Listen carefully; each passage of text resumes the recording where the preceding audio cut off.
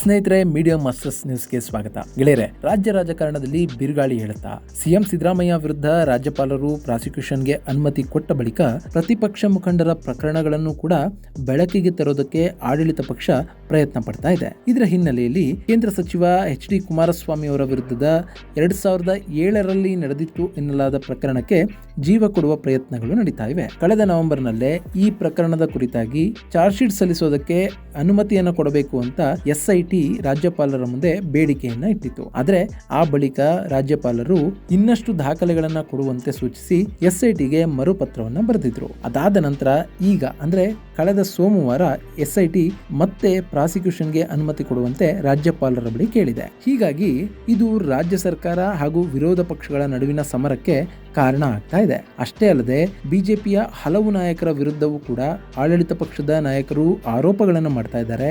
ಆದ್ರೆ ಜನ ಮಾತ್ರ ಇಷ್ಟು ದಿನ ಸರ್ಕಾರ ನಿದ್ದೆ ಮಾಡ್ತಿತ್ತ ಅಂತ ಕೇಳ್ತಾ ಇದ್ದಾರೆ. ಹಾಗಾದ್ರೆ ಏನಿದು ರಾಜ್ಯ ರಾಜಕಾರಣದ ಪಡಸಾಲೆಯಲ್ಲಿನ ಸಂಘರ್ಷ? ಕುಮಾರಸ್ವಾಮಿ ಅವರ ವಿರುದ್ಧ ಇರುವಂತಹ ಆರೋಪಗಳೇನು? ಸಿಎಂ ಸಿದ್ದರಾಮಯ್ಯ ಎಚ್ಚರಿಕೆಯನ್ನ ಬಂಧಿಸಬಹುದು ಅನ್ನೋ ಮಾತುಗಳನ್ನ ಆಡಿದ್ರ ಅನ್ನೋದ್ರ ಬಗ್ಗೆ ಒಂದಷ್ಟು ಮಾಹಿತಿಯನ್ನ ನಾವಿಲ್ಲಿ ನೋಡೋಣ. ಗೆಳೆಯರೆ, ಬಿಲಕ್ಕೆ ಹೊಗೆ ಇಟ್ರೆ ಇಲಿಗಳು ಆಚೆ ಬರುತ್ತಂತೆ. ಹಾಗಾಗಿದೆ ರಾಜ್ಯದ ಪರಿಸ್ಥಿತಿ. ಸದ್ಯಕ್ಕೆ ರಾಜ್ಯದ ಮುಖ್ಯಮಂತ್ರಿ ಸಿದ್ದರಾಮಯ್ಯ ವಿರುದ್ಧ ಮೂಡಾದಲ್ಲಿ ಅಕ್ರಮವಾಗಿ ಸೈಟುಗಳನ್ನ ಪಡೆದಿದ್ದಾರೆ ಅನ್ನುವ ಆರೋಪ ಕೇಳಿ ಬಂದಿತ್ತು. ಈ ಪ್ರಕರಣದಲ್ಲಿ ರಾಜ್ಯಪಾಲ ತಾವರ್ ಚಂದ್ ಗೆಹ್ಲೋಟ್ ಪ್ರಾಸಿಕ್ಯೂಷನ್ಗೆ ಅವಕಾಶವನ್ನ ಕೊಟ್ಟಿದ್ದಾರೆ. ಹೀಗಾಗಿ ಸಿದ್ದರಾಮಯ್ಯ ಅವರಿಗೆ ಬಂಧನದ ಭೀತಿ ಕೂಡ ಎದುರಾಗಿತ್ತು. ಆದ್ರೆ ಮುಖ್ಯಮಂತ್ರಿಗಳು ಹೈಕೋರ್ಟ್ನಲ್ಲಿ ಈ ಕುರಿತಾದ ಮೇಲ್ಮನವಿಯನ್ನು ಸಲ್ಲಿಸಿದ್ರು. ಅಭಿಷೇಕ್ ಮನು ಸಿಂಘ್ವಿ ಅನ್ನೋ ಕಾಂಗ್ರೆಸ್ ನಾಯಕ ಹಾಗೂ ವಕೀಲರು ಸಿದ್ದರಾಮಯ್ಯ ಪರ ಹೈಕೋರ್ಟ್ನಲ್ಲಿ ವಾದವನ್ನ ಮಂಡಿಸಿದ್ರು. ಹೈಕೋರ್ಟ್ ಈ ಪ್ರಕರಣದಲ್ಲಿ ಕೆಳ ಹಂತದ ನ್ಯಾಯಾಲಯ ಈ ಪ್ರಾಸಿಕ್ಯೂಷನ್ ವಿಷಯದಲ್ಲಿ ಯಾವುದೇ ಆದೇಶವನ್ನ ಕೊಡದಂತೆ ತಡೆಯಾಜ್ಞೆಯನ್ನ ಕೊಟ್ಟಿದೆ. ಅಲ್ಲಿಗೆ ಬೀಸೋ ದೊಣ್ಣೆಯಿಂದ ಸಿದ್ದರಾಮಯ್ಯ ಪಾರಾಗಿದ್ದಾರೆ. ಆದ್ರೆ ಪ್ರತಿಪಕ್ಷಗಳು ಮಾತ್ರ ಸಿದ್ದರಾಮಯ್ಯ ರಾಜೀನಾಮೆಯನ್ನ ಕೊಡಲೇಬೇಕು ಅಂತ ಹೇಳ್ತಾ ಇವೆ. ಹೀಗಾಗಿ ಸಿಟ್ಟಿಗೆದ್ದಿರುವ ಆಡಳಿತ ಪಕ್ಷ ಪ್ರತಿಪಕ್ಷ ನಾಯಕರ ವಿರುದ್ಧದ ಕೇಸುಗಳಿಗೆ ಜೀವ ಕೊಡೋದಕ್ಕೆ ಮುಂದಾಗಿದೆ. ಇಷ್ಟು ದಿನ ಇಲ್ಲದ ಉತ್ಸಾಹ ಈಗ ಸರ್ಕಾರಕ್ಕೆ ಬಂದಿರೋದು ಸಾರ್ವಜನಿಕರ ದೃಷ್ಟಿಯಿಂದ ನಿಜಕ್ಕೂ ಉತ್ತಮ ಬೆಳವಣಿಗೆ. ಈ ರಾಜಕಾರಣಿಗಳು ತಮ್ಮಲ್ಲೇ ಅಡ್ಜಸ್ಟ್ಮೆಂಟ್ ಮಾಡಿಕೊಂಡು ಯಾವಾಗ ಯಾರು ತಮ್ಮ ವಿರುದ್ಧ ಸಿಡಿದೇಳ್ತಾರೋ ಅವರ ವಿರುದ್ಧ ಕೇಸ್ ಭೂತವನ್ನ ತೋರಿಸ್ತಾ ತಮ್ಮ ಅಧಿಕಾರದ ಅವಧಿಯನ್ನ ಪೂರ್ಣಗೊಳಿಸ್ಕೊಳ್ತಾರೆ. ಇನ್ನು ಇವತ್ತು ಪ್ರತಿಪಕ್ಷದಲ್ಲಿರುವವರು ನಾಳೆ ಆಡಳಿತ ಪಕ್ಷಕ್ಕೆ ಬಂದಾಗ ಅಟ್ಲೀಸ್ಟ್ ಈ ಹಿಂದೆ ಆಡಳಿತ ಮಾಡಿದ ಪಕ್ಷದಲ್ಲಿನ ಭ್ರಷ್ಟಾಚಾರಗಳನ್ನ ಬಯಲುಗೆಳಿತಾರಾ? ಖಂಡಿತ ಇಲ್ಲ. ಅವರು ಕೂಡ ಇಂಥದ್ದೇ ಭಯವನ್ನ ಆಗ ಪ್ರತಿಪಕ್ಷದಲ್ಲಿ ಕೂತಿರೋರ ವಿರುದ್ಧ ಪ್ರಯೋಗ ಮಾಡ್ತಾರೆ. ಹೀಗಾಗಿ ಇಲ್ಲಿ ರಾಜಕಾರಣಿಗಳ ಭ್ರಷ್ಟಾಚಾರದ ವಿಷಯಗಳು ಹಿಂಗೆ ಬಂದು ಹಂಗ ಹೋಗ್ತವೆ ಹೊರತು ಯಾವುದೇ ಕಾರಣಕ್ಕೂ ಹೆಚ್ಚಿನ ಮಟ್ಟದ ತನಿಖೆ ಆಗೋದಿಲ್ಲ. ಅಲ್ಲದೆ ಸಾಕಷ್ಟು ಪ್ರಕರಣಗಳಲ್ಲಿ ಆರೋಪಿಗಳಿಗೆ ಶಿಕ್ಷೆ ಕೂಡ ಆಗೋದಿಲ್ಲ. ಇನ್ನು ಇಂತಹ ಭ್ರಷ್ಟಾಚಾರದ ಪ್ರಕರಣಗಳು ಲೋಕಾಯುಕ್ತದಲ್ಲಿ ಸಾಕಷ್ಟು ಇವೆ. ಆದ್ರೆ ಅವುಗಳಲ್ಲಿ ಶಿಕ್ಷೆಗೆ ಒಳಗಾದವರ ಪ್ರಮಾಣ ತುಂಬಾನೇ ಕಡಿಮೆ. ಈಗ ಅಂತಹದ್ದೇ ಮತ್ತೊಂದು ಪ್ರಹಸನ ನಡೀತಾ ಇದೆ. ಲೋಕಾಯುಕ್ತದ ವಿಶೇಷ ತನಿಖಾ ದಳ ರಾಜ್ಯಪಾಲರಿಗೆ 2023ರ ನವೆಂಬರ್ನಲ್ಲೇ ಒಂದು ಪತ್ರವನ್ನು ಬರೆದಿತ್ತು. 2007ರಲ್ಲಿ ನಿಯಮಗಳನ್ನು ಮೀರಿ ಅಸ್ತಿತ್ವದಲ್ಲೇ ಇಲ್ಲದ ಸಾಯಿ ವೆಂಕಟೇಶ್ವರ ಮೈನಿಂಗ್ ಅನ್ನೋ ಕಂಪನಿಗೆ 550 ಎಕರೆ ಭೂಮಿಯನ್ನ ಗಣಿಗಾರಿಕೆಗಾಗಿ ಅಂದಿನ ಮುಖ್ಯಮಂತ್ರಿ ಎಚ್.ಡಿ. ಕುಮಾರಸ್ವಾಮಿ ಅವರು ಕೊಟ್ಟಿದ್ದಾರೆ. ಇದು ನಿಯಮಗಳನ್ನ ಮೀರಿ ಕೊಟ್ಟಿರುವಂತಹ ಆದೇಶ. ಈ ಬಗ್ಗೆ 2011ರಲ್ಲಿ ನ್ಯಾಯಮೂರ್ತಿ ಸಂತೋಷ್ ಹೆಗಡೆ ಅವರು ಕೊಟ್ಟಿರುವಂತಹ ವರದಿಯಲ್ಲಿ ಉಲ್ಲೇಖ ಕೂಡ ಮಾಡಲಾಗಿದೆ. ಹೀಗಾಗಿ ಈ ಪ್ರಕರಣದಲ್ಲಿ ಮಾಜಿ ಮುಖ್ಯಮಂತ್ರಿ ಹಾಗೂ ಹಾಲಿ ಕೇಂದ್ರ ಸಚಿವ ಎಚ್.ಡಿ. ಕುಮಾರಸ್ವಾಮಿ ಅವರ ವಿರುದ್ಧ ಪ್ರಾಸಿಕ್ಯೂಷನ್ಗೆ ಅನುಮತಿಯನ್ನ ಕೊಡಬೇಕು ಅಂತ ಎಸ್ಐಟಿ ಕೇಳಿತ್ತು. ಆದರೆ ಸಾಕಷ್ಟು ದಿನಗಳ ಕಾಲ ಈ ಮನವಿಯನ್ನ ರಾಜ್ಯಪಾಲರು ಹಾಗೆ ಇಟ್ಕೊಂಡಿದ್ರು. ಸಿಎಂ ಸಿದ್ದರಾಮಯ್ಯ ಅವರ ವಿಷಯದಲ್ಲಿ ಪ್ರಾಸಿಕ್ಯೂಷನ್ಗೆ ಅನುಮತಿಯನ್ನ ಕೊಟ್ಟ ಬಳಿಕ ಎಚ್.ಡಿ. ಕುಮಾರಸ್ವಾಮಿ ಅವರ ಪ್ರಕರಣದಲ್ಲಿ ಹೆಚ್ಚಿನ ಮಾಹಿತಿಯನ್ನ ಕೊಡುವಂತೆ ಎಸ್ಐಟಿಗೆ ರಾಜ್ಯಪಾಲರಿಂದ ಮತ್ತೊಂದು ಪತ್ರ ಹೋಗಿತ್ತು ಅಂತ ಹೇಳಲಾಗುತ್ತೆ. ಹೀಗಾಗಿ ಮೊನ್ನೆ ಅಂದ್ರೆ ಸೋಮವಾರ ಸಂಜೆ ಎಸ್ಐಟಿ ಮತ್ತಷ್ಟು ದಾಖಲೆಗಳನ್ನ ಕೊಟ್ಟು ಕುಮಾರಸ್ವಾಮಿ ವಿರುದ್ಧ ಮತ್ತೆ ಪ್ರಾಸಿಕ್ಯೂಷನ್ಗೆ ಅನುಮತಿಯನ್ನ ಕೇಳಿದೆ. ಈಗ ಈ ಪ್ರಕರಣ ರಾಜ್ಯ ಸರ್ಕಾರದ ಮೇಲೆ ದ್ವೇಷ ರಾಜಕಾರಣದ ಆರೋಪವನ್ನ ಹೊರಿಸ್ತಾ ಇದೆ. ಆದ್ರೆ ಇಲ್ಲಿ ಕಾಂಗ್ರೆಸ್ ನಾಯಕರು ಇದ್ಯಾವುದಕ್ಕೂ ತಲೆ ಕೆಡಿಸಿಕೊಂಡಿಲ್ಲ. ತಾವು ಕುಮಾರಸ್ವಾಮಿ ಅವರ ಪ್ರಕರಣದಲ್ಲಿ ರಾಜ್ಯಪಾಲರ ನಿಲುವು ಏನಾಗಿರುತ್ತೆ ಅನ್ನೋದನ್ನ ಕಾದು ನೋಡ್ತಾ ಇದ್ದೇವೆ. ಇನ್ನು ಕುಮಾರಸ್ವಾಮಿ ಅವರ ವಿಚಾರಣೆ ನಡೆಯುತ್ತೆ. ಅಗತ್ಯ ಬಿದ್ದರೆ ಅವರ ಬಂಧನ ಕೂಡ ಆಗುತ್ತೆ. ಸದ್ಯಕ್ಕೆ ಅಂತಹ ಯಾವುದೇ ಸನ್ನಿವೇಶಗಳು ಇಲ್ಲ ಅಂತ ಮುಖ್ಯಮಂತ್ರಿ ಸಿದ್ದರಾಮಯ್ಯನವರು ಹೇಳಿದ್ದಾರೆ.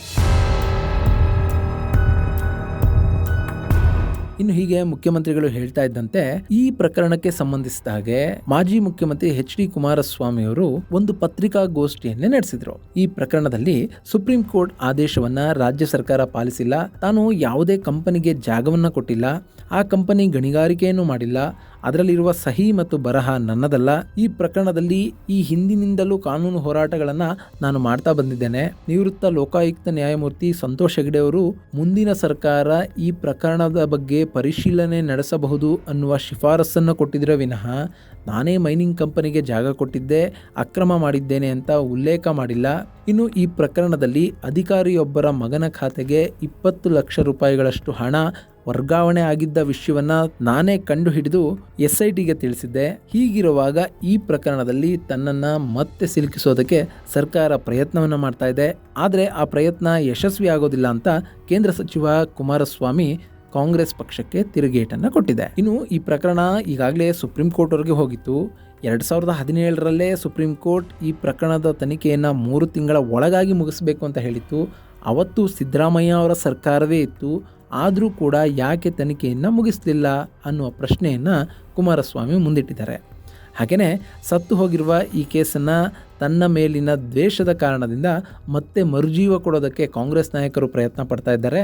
ಒಂದು ವೇಳೆ ತನ್ನನ್ನು ಸಿಗಿಸಬೇಕು ಅನ್ನೋದಾದರೆ ಇತ್ತೀಚೆಗೆ ತಾನು ಯಾವುದಾದ್ರೂ ಭ್ರಷ್ಟಾಚಾರದ ಪ್ರಕರಣದಲ್ಲಿ ಭಾಗಿಯಾಗಿದ್ದರೆ ಆ ಪ್ರಕರಣದ ತನಿಖೆಯನ್ನು ನಡೆಸಲಿ ಅಂತ ಕುಮಾರಸ್ವಾಮಿ ಕಾಂಗ್ರೆಸ್ ನಾಯಕರ ವಿರುದ್ಧ ವ್ಯಂಗ್ಯ ಮಾಡಿದ್ದಾರೆ. ಇನ್ನು ಸಿದ್ದರಾಮಯ್ಯ ಅವರ ವಿರುದ್ಧ ಲೋಕಾಯುಕ್ತದಲ್ಲಿ 61 ಕೇಸ್ಗಳಿದ್ದು ಅದರಲ್ಲಿ 50 ಕೇಸ್ಗಳ ತನಿಖೆನೇ ನಡೆದಿಲ್ಲ ಅನ್ನುವ ಆರೋಪವನ್ನು ಕುಮಾರಸ್ವಾಮಿ ಮಾಡಿದ್ದಾರೆ. ಹೀಗಾಗಿ ತಾನು ಕೇಂದ್ರ ಸಚಿವ ಆಗಿರೋದಕ್ಕೆ ಕಾಂಗ್ರೆಸ್ ಪಕ್ಷಕ್ಕೆ ಸಹಿಸೋದಕ್ಕೆ ಸಾಧ್ಯ ಆಗ್ತಾ ಇಲ್ಲ. ಹಾಗಾಗಿ ಈ ಆರೋಪವನ್ನ ಮಾಡ್ತಾ ಇದೆ. ಕುಮಾರಸ್ವಾಮಿ ಅವರನ್ನ ಬಂಧಿಸೋದಕ್ಕೆ 100 ಸಿದ್ದರಾಮಯ್ಯ ಅವರಿಂದಲೂ ಕೂಡ ಸಾಧ್ಯ ಇಲ್ಲ ಅನ್ನುವ ಕೌಂಟರ್ ಅನ್ನ ಕುಮಾರಸ್ವಾಮಿ ಕೊಟ್ಟಿದ್ರು. ಇಲ್ಲಿ ಸಿದ್ದರಾಮಯ್ಯ ಅವರಿಂದ ತನ್ನನ್ನ ಬಂಧಿಸೋದಕ್ಕೆ ಸಾಧ್ಯ ಇಲ್ಲ ಅನ್ನುವ ಮಾತಿಗೆ ಸಿಎಂ ಸಿದ್ದರಾಮಯ್ಯ ಕುಮಾರಸ್ವಾಮಿ ಅವರನ್ನ ಬಂಧಿಸೋದಕ್ಕೆ ಸಿದ್ದರಾಮಯ್ಯ ಬೇಕಿಲ್ಲ, ಕೇವಲ ಒಬ್ಬ ಕಾನ್ಸ್ಟೇಬಲ್ ಸಾಕು, ಅದಕ್ಕೆ ಪೂರಕವಾದ ಸನ್ನಿವೇಶ ಬರಬೇಕು ಅಷ್ಟೇ ಅಂತ ತಿರುಗೇಟನ್ನು ಕೊಟ್ಟಿದ್ದಾರೆ. ಗೆಳೆಯರೆ, ಇಲ್ಲಿ ಗಮನಿಸಬೇಕಾದ ಅಂಶ ಅಂತಂದರೆ ಕೇಂದ್ರ ಸಚಿವರಾಗಿರುವ ಕುಮಾರಸ್ವಾಮಿ ಅವರ ವಿರುದ್ಧ ಪ್ರಾಸಿಕ್ಯೂಷನ್ಗೆ ಅನುಮತಿ ಕೊಡುವವರು ಯಾರು ಅನ್ನೋದು. ಇದಕ್ಕೆ ಕಾನೂನು ತಜ್ಞರು ವಿಭಿನ್ನ ಹೇಳಿಕೆಗಳನ್ನು ಕೊಡ್ತಾರೆ. ಈ ಪ್ರಕರಣ ನಡೆದಾಗ ಕುಮಾರಸ್ವಾಮಿ ಅವರು ವಿಧಾನಸಭೆಯ ಸದಸ್ಯರಾಗಿದ್ರು. ಹೀಗಾಗಿ ಇದು ರಾಜ್ಯಪಾಲರ ವ್ಯಾಪ್ತಿಗೆ ಬರುತ್ತೆ ಅಂತ ಒಂದಷ್ಟು ಮಂದಿ ಹೇಳಿದರೆ, ಹಿರಿಯ ವಕೀಲರಾದ BV ಆಚಾರ್ಯ ಅವರು ಪತ್ರಿಕೆಯೊಂದಕ್ಕೆ ಕೊಟ್ಟಿರುವ ಮಾಹಿತಿಯಲ್ಲಿ ಭ್ರಷ್ಟಾಚಾರ ನಿಯಂತ್ರಣ ಕಾಯ್ದೆ 2018ರ ತಿದ್ದುಪಡಿಯ ಅನ್ವಯ ಹಾಲಿ ಮಾಜಿ ಚುನಾಯಿತ ಜನಪ್ರತಿನಿಧಿಗಳು, ಹಾಲಿ ಹಾಗೂ ನಿವೃತ್ತ ಸರ್ಕಾರಿ ನೌಕರರ ವಿರುದ್ಧ ದೋಷಾರೋಪಣಾ ಪಟ್ಟಿ ಸಲ್ಲಿಕೆಗೂ ಮುನ್ನ ಸಕ್ಷಮ ಪ್ರಾಧಿಕಾರದ ಅನುಮತಿ ಪಡೆಯುವುದು ಕಡ್ಡಾಯ. ಸದ್ಯ ಕುಮಾರಸ್ವಾಮಿ ಕೇಂದ್ರ ಸಚಿವರಾಗಿದ್ದಾರೆ. ಹಾಗಾಗಿ ಅವರ ವಿರುದ್ಧ ಆರೋಪ ಪಟ್ಟಿ ಸಲ್ಲಿಕೆಗೆ ಅಭಿಯೋಜನಾ ಮಂಜೂರಾತಿಯನ್ನು ಸಕ್ಷಮ ಪ್ರಾಧಿಕಾರ ಅನ್ನಿಸಿರುವ ರಾಷ್ಟ್ರಪತಿಗಳಿಂದ ಅನುಮತಿಯನ್ನು ಪಡೆಯಬೇಕಾಗುತ್ತೆ ಅನ್ನುವ ಮಾತನ್ನು ಹೇಳಿದ್ದಾರೆ. ಹೀಗಾಗಿ ಕುಮಾರಸ್ವಾಮಿ ಅವರ ಪ್ರಕರಣದಲ್ಲಿ ರಾಜ್ಯಪಾಲರು ಯಾವ ನಿರ್ಧಾರವನ್ನು ತೆಗೆದುಕೊಳ್ತಾರೆ ಅನ್ನುವ ಕುತೂಹಲ ಇನ್ನಷ್ಟು ಹೆಚ್ಚಾಗ್ತಾ ಇದೆ. ಇನ್ನು BJP ನಾಯಕರ ವಿರುದ್ಧ ಕೂಡ ರಾಜ್ಯ ಸರ್ಕಾರ ತೀವ್ರ ಗಮನ ಹರಿಸ್ತಾ ಇದೆ. ಈ ಮೂಲಕ ನನ್ನನ್ನು ಕೆಣಕಿದರೆ ನಿಮ್ಮನ್ನು ಸುಮ್ಮನೆ ಬಿಡೋದಿಲ್ಲ ಅನ್ನುವ ಸಂದೇಶವನ್ನು CM ಕೊಡ್ತಾ ಇದ್ದಾರೆ. ಇದು ಈಗ ನಡೆಯುತ್ತಾ ಇರುವ ರಾಜಕೀಯ ಪ್ರಹಸನ. ಗೆಳೆಯರೆ, ಇಲ್ಲಿ ಸಾಮಾನ್ಯ ಜನ ಗಮನಿಸಬೇಕಾಗಿರೋದು ಈ ರಾಜಕೀಯ ನಾಯಕರ ಆಟಗಳನ್ನು. ಈಗ ಕುಮಾರಸ್ವಾಮಿ ಅವರ ವಿರುದ್ಧದ ಪ್ರಕರಣವನ್ನೇ ನೋಡೋದಾದರೆ ಆ ಪ್ರಕರಣ ನಡೆದಿರೋದು 2007ರಲ್ಲಿ. ಹಾಗೆಯೇ ಸಂತೋಷ್ ಹೆಗ್ಡೆ ಅವರು ವರದಿ ಕೊಟ್ಟಿರೋದು 2011ರಲ್ಲಿ. ಆ ಬಳಿಕ 2013ರಿಂದ 2018ರವರೆಗೂ ಮುಖ್ಯಮಂತ್ರಿ ಹುದ್ದೆಯಲ್ಲಿ CM ಸಿದ್ದರಾಮಯ್ಯನವರೇ ಇದ್ದರು. ಆಗ ಈ ಪ್ರಕರಣದ ತನಿಖೆಗೆ ವೇಗ ಯಾಕೆ ಸಿಕ್ಕಿರಲಿಲ್ಲ? ಆಯಿತು, ಅದನ್ನು ಬಿಟ್ಬಿಡೋಣ. 2019ರಲ್ಲಿ ಕುಮಾರಸ್ವಾಮಿ ಅವರನ್ನು ಮುಖ್ಯಮಂತ್ರಿ ಮಾಡಿದಾಗ ಅವರ ವಿರುದ್ಧದ ಪ್ರಕರಣ ಇದೆ, ಅವರು ಭ್ರಷ್ಟಾಚಾರದಲ್ಲಿ ಭಾಗಿಯಾಗಿದ್ದಾರೆ ಅನ್ನೋ ಮಾಹಿತಿ ಕಾಂಗ್ರೆಸ್ಗೆ ಇರಲಿಲ್ವಾ? ಇನ್ನು ಇದೇ ರೀತಿ BJP ನಾಯಕರ ವಿರುದ್ಧದ ಪ್ರಕರಣದಲ್ಲೂ ಕೂಡ ನಾವು ಗಮನಿಸಬೇಕಾಗತ್ತೆ. ಇಲ್ಲಿ ಯಾವಾಗ ತಮ್ಮ ಬುಡಕ್ಕೆ ಬೆಂಕಿ ಬೀಳುತ್ತೋ, ಅದು ತಮ್ಮನ್ನೇ ಆಹುತಿ ತೆಗೆದುಕೊಳ್ಳುತ್ತೆ ಅಂತ ಅನಿಸುತ್ತೋ, ಆಗ ರಾಜಕೀಯ ನಾಯಕರು ಈ ರೀತಿಯ ಸೇಫ್ ಗೇಮ್ ಆಡೋದಕ್ಕೆ ಮುಂದಾಗ್ತಾರೆ. ನೀನು ನನ್ನನ್ನು ಕೆಣಕಿದರೆ ನಾನು ನಿಮ್ಮ ಕಡತಗಳನ್ನು ಹೊರತೆಗಿತೀನಿ ಅಂತಾರೆ. ಇದೆಲ್ಲವೂ ಕೂಡ ಪಕ್ಷದ ಕಾರ್ಯಕರ್ತರಿಗೆ ವಿರೋಧಕ್ಕಾಗಿ ವಿರೋಧ ಅಂತ ಅನಿಸಿದ್ರೆ ಜನ ಮಾತ್ರ ಏನೂ ಅರ್ಥ ಆಗದೆ ಸುಮ್ಮನಾಗಿ ಬಿಡ್ತಾರೆ. ಫೈನಲಿ ಮತ್ತದೇ ಮತದಾನ, ಅಂಥದ್ದೇ ಸರ್ಕಾರ. ಈ ವ್ಯವಸ್ಥೆ ಬದಲಾಗೋದಾದರೂ ಯಾವಾಗ?